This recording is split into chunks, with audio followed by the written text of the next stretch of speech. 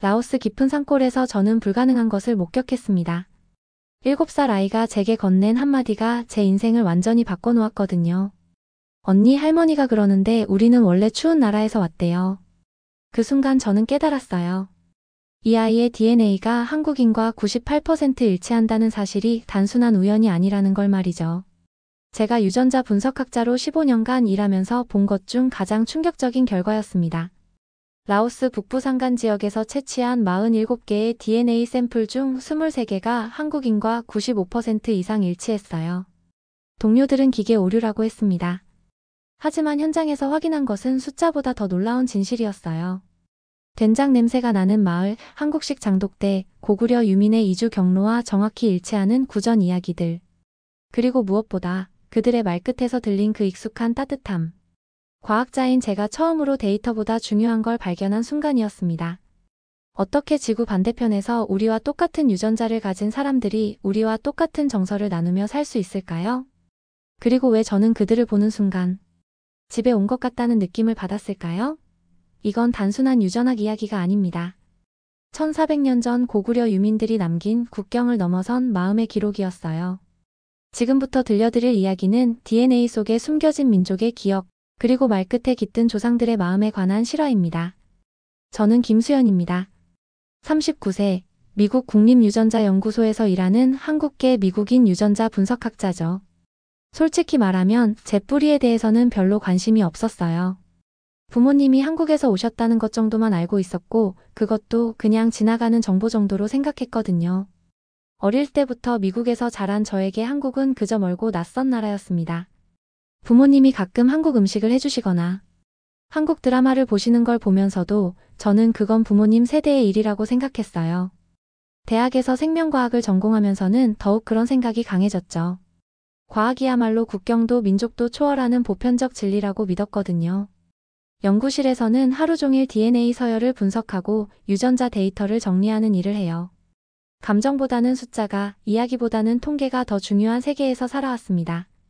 과학은 객관적이어야 한다는 게 제 신조였거든요. 민족이나 정체성 같은 건 너무 감상적이라고 생각했어요. 동료들 사이에서도 저는 감정을 배제하고 데이터만 보는 과학자로 유명했어요. 실제로 지난 5년간 제가 발표한 논문들은 모두 순수한 유전학 연구였습니다. 인류학이나 문화 연구 같은 건 과학의 영역이 아니라고 생각했거든요. 그날도 평소와 다를 게 없는 하루였습니다. 유럽 유전자 데이터베이스를 정리하던 중이었어요. 수만 개의 DNA 샘플들을 분류하고 있었는데 갑자기 화면에 이상한 수치가 떴습니다. 한국인과 98% 일치한다는 결과였어요. 그런데 그 샘플의 출처는 라오스 북부 산간 지역이었죠. 이상하네. 저는 중얼거렸습니다. 분명히 시스템 오류일 거야. 처음에는 그냥 넘어가려고 했어요. 이런 오류는 가끔 있는 일이니까요. 하지만 뭔가 마음에 걸렸습니다. 저도 모르게 그 샘플의 상세 정보를 클릭해봤어요. 채취 날짜, 채취 방법, 보관 상태. 모든 게 정상이었습니다. 하지만 다시 확인해봐도 결과는 같았어요. 동료인 마크에게 물어봤죠. 이거 어떻게 생각해? 마크는 어깨를 으쓱했습니다. 그냥 통계적 착오겠지. 아시아인들 DNA가 비슷한 건 당연한 거 아냐? 그럴듯한 대답이었어요. 하지만 뭔가 석연치 않았습니다. 98%라는 수치가 계속 머릿속에 맴돌았거든요. 보통 아시아인들 간의 유전적 유사성은 85, 90% 정도인데 98%는 거의 직계가족 수준이었거든요. 그날 밤 집에 돌아가서도 그 숫자를 지울 수 없었어요. 저녁을 먹으면서도 딸 에밀리와 숙제를 봐주면서도 계속 그 생각이 났습니다. 과학자로서의 호기심이 꿈틀대기 시작했어요. 만약에 이게 진짜라면? 하는 생각이 머릿속을 떠나지 않았습니다. 다음날 아침 저는 더 자세한 분석을 시작했어요. 라오스 북부에서 채취된 DNA 샘플들을 하나씩 들여다봤습니다. 놀라운 건 한두 개가 아니라는 거였어요. 총 47개의 샘플 중에서 23개가 한국인과 95% 이상 일치했습니다. 처음에는 제 눈을 의심했어요. 다시 한번 3번 확인해봐도 결과는 같았습니다. 특히 Y 염색체와 미토콘드리아 DNA를 분석해보니 더욱 놀라운 사실이 드러났어요. 이들의 부계와 목의 혈통 모두가 한반도 북부 지역과 강한 연관성을 보이고 있었거든요. 이건 우연이 아니야. 저는 확신했어요. 그 지역에 대해 조사해보니 라오족이라는 소수민족이 살고 있다는 걸 알았습니다. 약 2,000명 정도의 작은 부족이었어요. 그들에 대한 자료는 많지 않았지만 몇 가지 흥미로운 점을 발견했습니다. 첫째, 그들은 자신들이 북쪽에서 온 사람들이라고 부른다는 것. 둘째, 농업 방식이나 주거 형태가 동아시아 문화와 유사하다는 점이었어요. 인터넷으로 찾을 수 있는 자료는 한정적이었습니다. 하지만 몇 장의 사진에서 저는 더욱 놀라운 것들을 발견했어요. 라오족 여성들이 쓰고 있는 전통 머리 장식이 고구려 벽화에서 본 것과 비슷했거든요. 그들의 전통 가옥 구조도 한국의 고대 주거 형태와 유사점이 많았어요. 밤늦게까지 자료를 찾아보면서 저는 고구려 멸망 이후 유민들의 이주에 대한 역사적 기록들을 읽어봤습니다.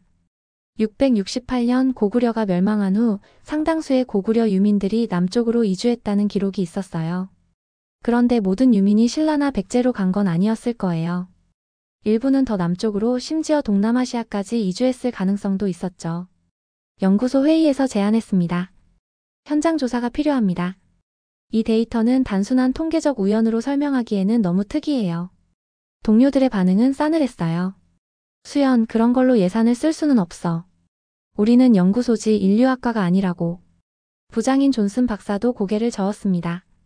흥미롭긴 하지만 우리 연구 방향과는 맞지 않아. 하지만 이건 단순한 인류학 연구가 아니에요. 유전학적으로 중요한 발견일 수 있습니다. 저는 반박했어요. 만약 이게 사실이라면 동아시아 민족의 이주 패턴에 대한 우리의 이해를 완전히 바꿀 수 있어요. 존슨 박사는 여전히 회의적이었습니다. 수연, 너는 유전자 분석 전문가야. 문화나 역사는 다른 사람들이 할 일이고.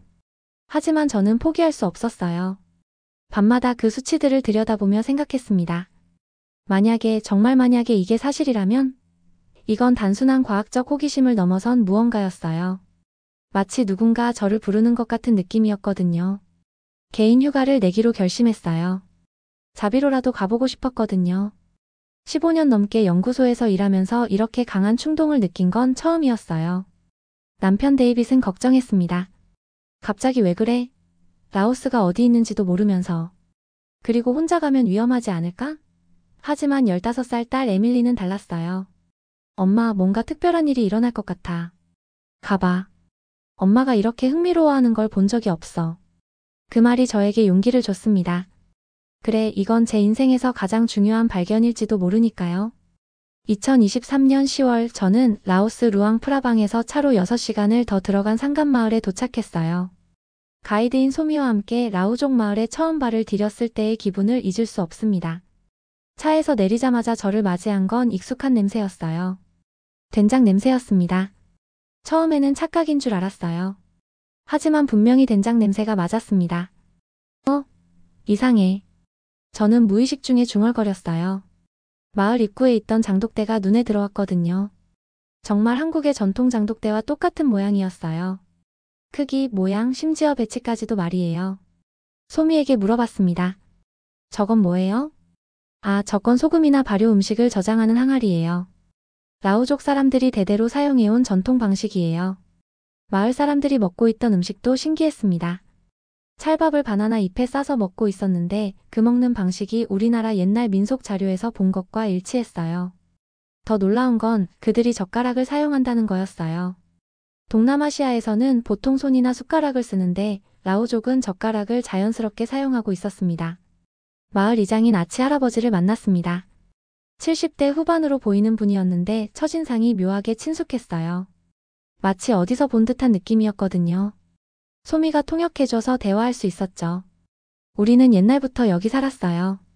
할아버지의 할아버지 시대부터요. 아치 할아버지가 말했습니다. 하지만 우리 조상들은 북쪽에서 왔다고 전해져요. 추운 곳에서 왔다고 하더라고요. 얼마나 오래전 일인가요? 제가 물었어요. 글쎄요. 정확히는 모르지만 아주 오래전이에요.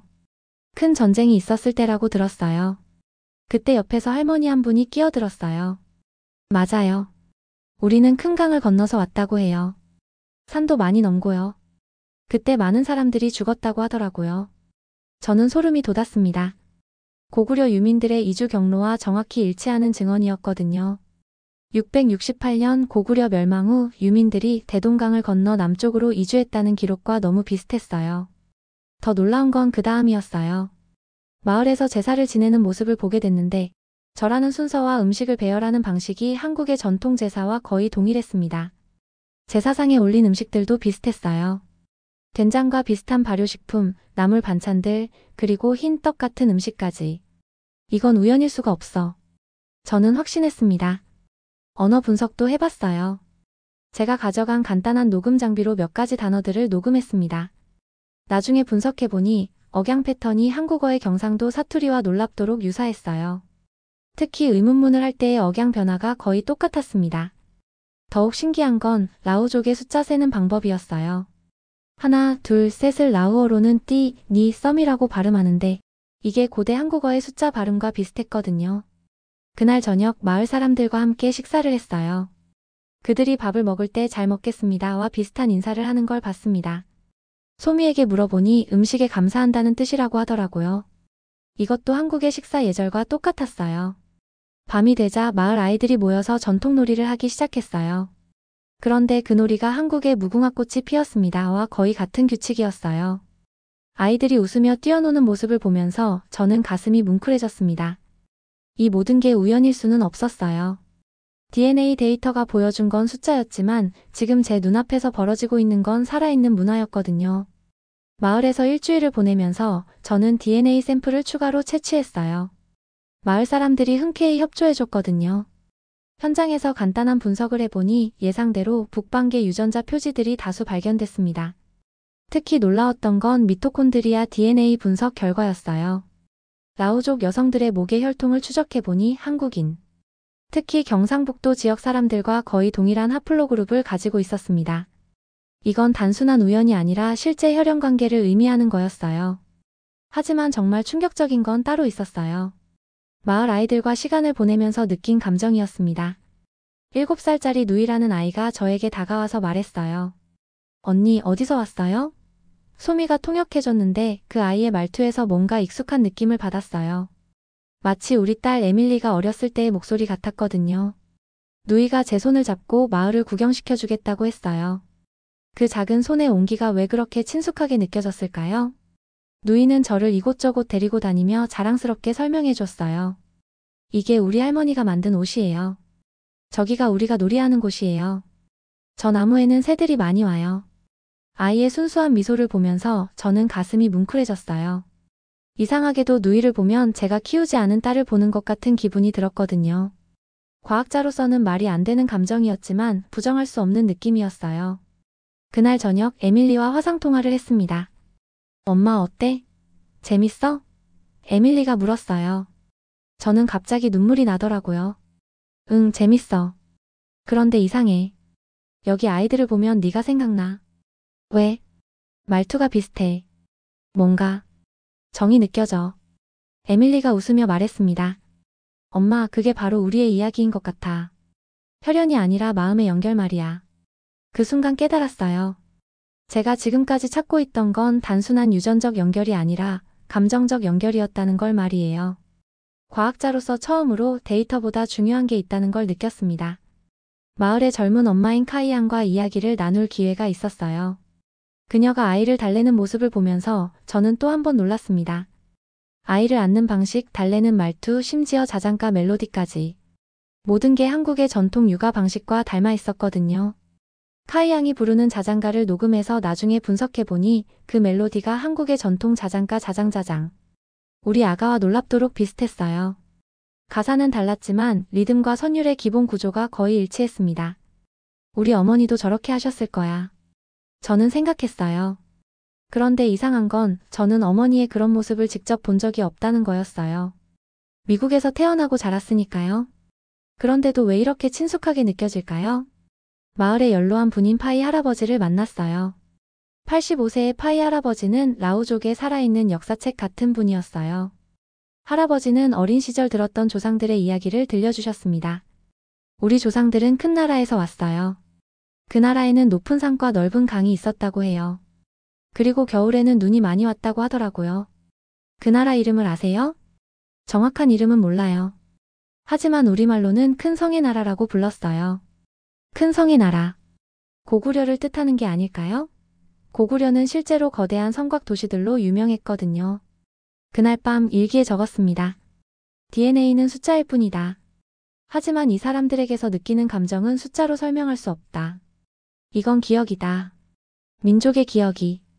제가 15년간 과학자로 살아오면서 처음으로 느끼는 감정이었어요. 과학을 넘어선 무언가, 혈액 속에 흐르는 무언가를 느끼고 있었습니다. 마을에서의 두 번째 주가 시작됐을 때 저는 안타까운 현실을 목격하게 됐어요. 젊은 세대들이 점점 전통을 버리고 있다는 거였죠. 마을의 고등학생인 토니가 말했어요. 할아버지들이 하는 옛날 의식은 촌스러워요. 우리는 도시로 나가서 현대적으로 살고 싶어요. 카이 양의 15세 아들인 민도 마찬가지였습니다. 전통 춤이나 노래는 배우기 싫어요. K-팝이 더 좋아요. 아치 할아버지는 한숨을 쉬었어요. 젊은 것들이 다 도시로 나가버려요. 우리말을 하는 사람도 점점 줄어들고 있고요. 저는 급한 마음이 들었습니다. 지금 기록하지 않으면 영원히 사라져버릴 거야. 마을의 원로 할머니인 마미를 만났어요. 90세가 넘은 분이었는데 마을에 살아있는 역사 같은 분이었죠. 마미 할머니는 옛날 이야기를 많이 알고 계셨어요. 우리 조상들은 큰 전쟁을 피해서 남쪽으로 내려왔어요. 그때 많은 걸 잃었지만 마음만은 잃지 않았다고 해요. 마미 할머니가 말씀하셨습니다. 마음이라는 게 뭔지 아세요? 서로를 아끼는 마음이에요. 가족뿐만 아니라 마을 사람들, 심지어 처음 만난 사람도 가족처럼 대하는 마음 말이에요. 그 말을 들으면서 저는 한국어의 정이라는 개념을 떠올렸어요. 설명하기 어렵지만 한국 사람들이 공유하는 특별한 감정이죠. 그날 밤 딸 에밀리와 통화했습니다. 엄마, 슬퍼 보여. 에밀리가 말했어요. 응, 좀 슬퍼. 여기 사람들의 문화가 사라져가고 있어서. 그럼 엄마가 지켜주면 되잖아. 내가? 응. 이건 당신의 이야기가 아니라 우리의 이야기야. 우리 가족의, 우리 민족의 이야기라고. 에밀리의 말에 저는 큰 위로를 받았어요. 그리고 결심했습니다. 이 이야기를 세상에 알리겠다고. 한국으로 돌아가서 저는 본격적인 연구를 시작했어요. 라오스에서 가져온 DNA 샘플들을 정밀 분석하고 언어학자들과 협력해서 라오족의 언어를 체계적으로 연구했습니다. 결과는 놀라웠어요. 라오족의 DNA에서 발견된 유전자 표지들은 고구려 지역에서 발견되는 고대 북방계 유전자와 거의 일치했습니다. 언어학적으로도 라오족의 언어는 고대 한국어의 특징을 많이 간직하고 있었어요. 6개월 후 저는 국제인류 유전학회에서 발표할 기회를 얻었습니다. 제목은 라오스 라오족에서 발견된 고구려 유민의 흔적 유전학과 언어학의 통합적 접근이었어요. 발표 당일 제 손은 떨리고 있었습니다. 수백 명의 세계적인 학자들이 지켜보는 가운데 저는 마이크 앞에 섰어요. 여러분, 말이라는 것이 무엇일까요? 저는 이렇게 시작했습니다. 말은 단순히 의사소통의 도구가 아닙니다. 말은 감정을 담는 그릇이에요. 그리고 오늘 제가 소개할 라오족과 한국인은 같은 정서를 공유하고 있습니다. 저는 DNA 분석 결과를 보여줬어요. 98%의 유전적 일치율, 고구려 유민의 이주 경로와 일치하는 지리적 분포, 그리고 언어학적 유사성까지. 하지만 가장 중요한 건 이거예요. 저는 라오족 아이들의 목소리를 들려줬습니다. 이들의 말투에서 들리는 감정, 이건 유전이 아니라 기억입니다. 민족의 기억이에요. 청중석에서 한국의 김 교수님이 손을 들었어요. 발표자님이 말씀하신 그 정서의 이름이 있습니다. 우리는 그걸 정이라고 부르죠. 그 순간 저는 가슴이 벅차올랐어요. 한국 문화의 정체성이 세계 학술계에 제대로 소개되는 순간이었거든요. 발표가 끝나고 많은 학자들이 저에게 다가왔습니다. 정말 놀라운 연구입니다. 이런 접근 방식은 처음 봐요. 언어와 유전학을 함께 연구한 시도가 인상적이에요. 그날 밤 호텔 방에서 저는 눈물을 흘렸어요. 기쁨의 눈물이었습니다. 학회 발표 후 저는 인생에서 가장 중요한 결정을 내렸어요. 딸 에밀리와 함께 한국을 방문하는 것이었습니다. 저에게는 처음이지만 에밀리에게도 처음인 한국 여행이었죠. 인천공항에 내리는 순간 이상한 기분이 들었어요. 집에 온 것 같아. 에밀리가 제 손을 잡고 말했습니다. 엄마, 나도 그래. 첫 번째로 간 곳은 경주였어요. 고구려의 후예들이 신라로 흘러들어간 역사를 직접 확인하고 싶었거든요. 첨성대를 보면서 저는 라오스에서 본 라오족의 돌탑을 떠올렸어요. 비슷한 쌓기 방식이었거든요. 한국 전통시장에서 된장찌개를 먹었을 때 저는 깜짝 놀랐어요. 라오스 라오족 마을에서 먹었던 발효 콩 요리와 맛이 너무 비슷했거든요. 엄마, 이거 라오스에서 먹었던 거랑 똑같지 않아? 에밀리가 말했어요. 맞아. 정말 똑같아. 제일 감동적이었던 순간은 안동 하회마을에서였어요. 전통가옥을 구경하는데 할머니 한 분이 저희에게 말을 걸어주셨어요. 어디서 오셨어요? 미국에서 왔어요. 아이고, 먼 길 오셨네. 천천히 구경하고 가세요. 그때 에밀리가 한국어로 대답했어요. 할머니, 감사해요. 천천히 구경할게요. 할머니가 놀라시며 말씀하셨어요. 어머, 한국말을 참 잘하네. 어디서 배웠어? 엄마한테 배웠어요. 에밀리가 대답했습니다. 그런데 저는 에밀리에게 한국어를 가르친 적이 없었어요. 그 아이가 언제 한국어를 배웠는지 모르겠더라고요. 나중에 물어보니 제가 라오스에서 돌아온 후에 혼자서 인터넷으로 배웠다고 하더라고요. 왜 갑자기 한국어를 배우고 싶었어? 엄마 이야기를 듣고 나서 우리 뿌리에 대해 더 알고 싶어졌어. 그리고 나도 그 정이라는 걸 느껴보고 싶었어. 그날 저녁 한강에서 에밀리와 산책하면서 저는 말했어요. 천천히 가자, 에밀리야. 천천히 가요, 엄마. 에밀리가 대답했습니다. 그 말끝의 따뜻함에 저는 또 눈물이 났어요. 과학이 놓친 것을 말끝에 온기가 회복해주고 있었거든요. 지금 저는 다시 미국으로 돌아와서 이 이야기를 다큐멘터리로 만들고 있어요. 라오스의 라오족과 한국인의 연결고리를 세상에 알리는 작업을 계속하고 있습니다. 최근에 놀라운 소식을 들었어요. 제 연구 발표를 본 한국의 언어학자들이 라오스로 가서 라오족의 언어를 본격적으로 연구하기 시작했다는 거예요. 그리고 라오족 마을에서도 젊은이들이 자신들의 전통에 다시 관심을 갖기 시작했다고 해요. 톤이라는 라오족 고등학생이 제게 편지를 보내왔어요. 수연 선생님 덕분에 우리 문화가 얼마나 소중한지 알게 됐어요. 이제 할아버지의 이야기를 더 많이 듣고 싶어요. 에밀리는 이제 한국어를 유창하게 해요. 그리고 자주 이런 말을 합니다. 엄마, 우리는 정말 행복한 사람들이야. 우리에게는 2개의 고향이 있잖아. 맞아요. 우리에게는 2개의 고향이 있어요. 몸이 자란 곳과 마음이 뿌리 내린 곳. 그리고 그 2곳을 연결해주는 건 바로 언어예요. 언어는 단순한 소통 도구가 아닙니다. 언어는 기억이고 말끝은 민족의 마음이에요. 우리는 정이라는 감정을 말끝에 품고 살아갑니다. 그 감정은 DNA보다 깊고 혈연보다 진해요. 라오스 깊은 산골에서 만난 라오족 아이들이 보여준 건 국경을 넘어선 마음의 연결이었어요. 그리고 그 연결의 끈은 바로 우리가 매일 사용하는 말 속에 살아 있습니다. 지금도 어딘가에서 우리와 같은 마음을 가진 사람들이 살고 있을 거예요. 다른 언어를 쓰지만 같은 정서를 나누고 다른 땅에 살지만 같은 꿈을 꾸는 사람들이요. 이 이야기가 많은 분들에게 전해져서 우리 모두가 언어의 소중함과 문화의 가치를 다시 한번 생각해보는 계기가 되었으면 좋겠어요. 그리고 혹시 여러분도 궁금하지 않으세요? 여러분의 말끝에는 어떤 조상들의 마음이 담겨 있는지 말이에요. 이 특별한 여정을 함께 해주셔서 정말 감사드려요. 이런 의미 있는 이야기들을 계속 만나고 싶으시다면 구독과 좋아요로 응원해주시고 알림도 켜두세요. 여러분의 관심이 더 많은 소중한 이야기들을 세상에 알리는 힘이 됩니다.